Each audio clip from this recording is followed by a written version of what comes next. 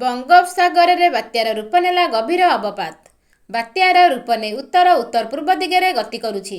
ବାତ୍ୟାର ନାମ ମିଧିଲି ରଖାଯାଇଛି। ଆଜି ସକାଳେ ବାଂଲାଦେଶ, ମୋଗଗଲା ଓ ଖେପୁପୁରା ଭିତରେ ଏହି ବାତ୍ୟା ଉପକୂଳ ଛୁଇଁବ। କିନ୍ତୁ ସେତେବେଳକୁ ଝଟକା ପବନର ବେଗ ସର୍ବାଧିକ 80 କିଲୋମିଟର ରହିବ ବୋଲି ଅନୁମାନ କରିଛି ପାଣିପାଗ ବିଭାଗ। ତେବେ ଓଡ଼ିଶା ଉପରେ ଏହାର ପ୍ରଭାବ ପଡ଼ିବ ନାହିଁ। କେବଳ କେନ୍ଦ୍ରାପଡ଼ା ଓ ଜଗତସିଂହପୁରରେ ବର୍ଷା ନେଇ ୟେଲୋ ଆଲର୍ଟ ଜାରି ହୋଇଥିବା ବେଳେ ଅନ୍ୟ କୌଣସି ସ୍ଥାନ ପାଇଁ ଆଲର୍ଟ ଜାରି ହୋଇନାହିଁ। ସେପଟେ ଆସନ୍ତା 21 ତାରିଖ ବେଳକୁ ଇଷ୍ଟର୍ଲି ପବନ ପ୍ରଭାବରେ ରାଜ୍ୟରେ ପୁଣି ବର୍ଷା ହୋଇପାରେ। ଆସନ୍ତା 25 ତାରିଖ ଯାଏଁ ଗୋଟିଏ ପରେ ଗୋଟିଏ ୱେଷ୍ଟର୍ଲି ପବନ ରାଜ୍ୟକୁ ଆସିବ। ଫଳରେ ମଝିରେ ମଝିରେ ବର୍ଷା ହେବ ଆଉ ଶୀତ କମ୍ ଅନୁଭୂତ ହେବ ବୋଲି ପାଣିପାଗ ବିଭାଗ ସୂତ୍ରରୁ ସୂଚନା ମିଳିଛି।